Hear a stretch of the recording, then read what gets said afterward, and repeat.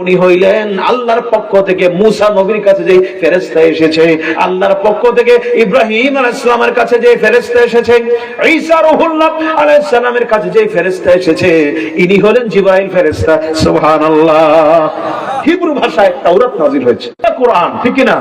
আপনি কোরআন দেখছেন, মা আয়েশা বলে, ও সাহাবারা, আমার নবীর সাহাবারা, তোমরা প্রশ্ন করছো নবীজির আদর্শটা কেমন, তোমরা কি কোরআন পড়ো নাই? সুবহানাল্লাহ বলেন। কোরআন যদি পড়ে থাকো, লাকাদ কানা লাকুম ফি রাসূল, তোমরা যাই বলো না কেন, আমার বন্ধু আমার কাজগুলো করে, উনি পাগল না, উনি পাগল না, নবী আপনি কষ্ট পাবেন না।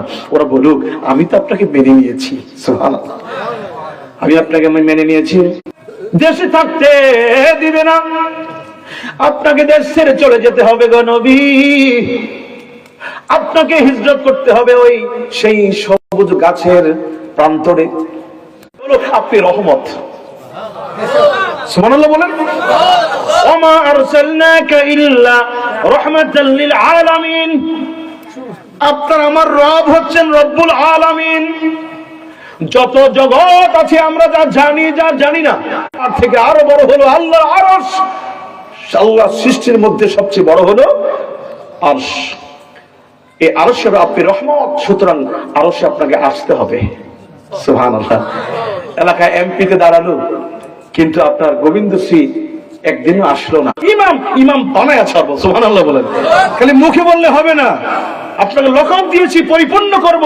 আসুন মেরাজে আপনি যখন বাইতুল মুকাদ্দাসে যাবেন, মসজিদুল আকসায় যাবেন, আপনি ইমামুল মুরসালিন কথাটা পরিপূর্ণ হবে। সমস্ত রাসূল নবীগণ আপনার পিছনে দাঁড়িয়ে, মোদের রাসূল ইমাম হলেন, মোদের রাসূল সব নবী মুসল্লি হন, মোদের রাসূল আল্লাহর মেহমান। জোরে বলেন মারহাবা। কষ্ট হচ্ছে আপনাদের? রাদিয়াল্লাহু থেকে বর্ণিত, এরকম অনেক সাহাবা থেকে বর্ণিত হলো, নবীজি আগে থেকেই নবী, নবী 40 বছরে নবী নয়, 40 বছরে নবুয়তের মূল কাজটা তিনি শুরু করেছেন, কিন্তু নবী আগে থেকে, সুবহানাল্লাহ বলেন, আবার পৃথিবীতে পাঠাবেন, ঠিক কিনা? উনি সশরীরে আল্লাহ উঠায় নিয়েছেন, সশরীরে আসমানে জিন্দা আছেন।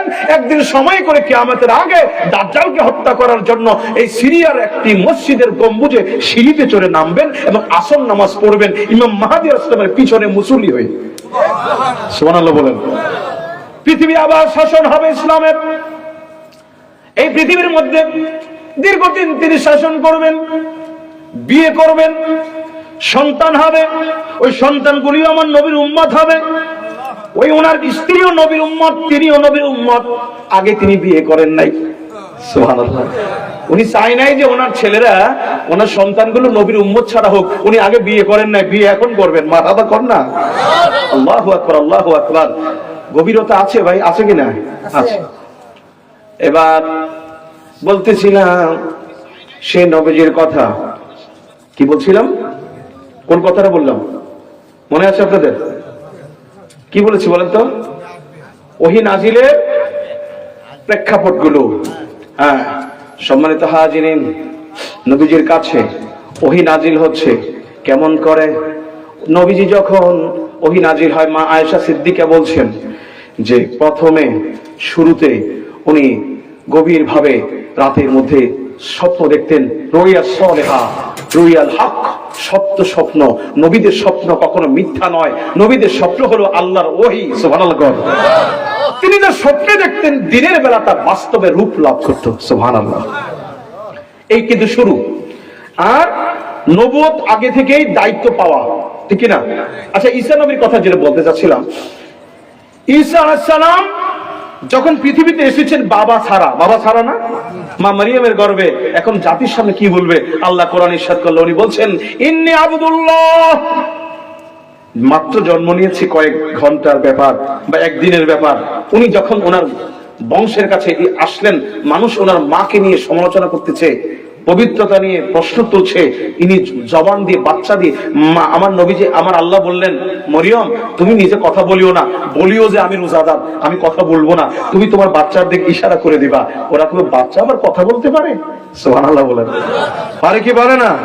আল্লাহ যদি চায় পারে কি পারে না? আল্লাহ যদি চায় পারে।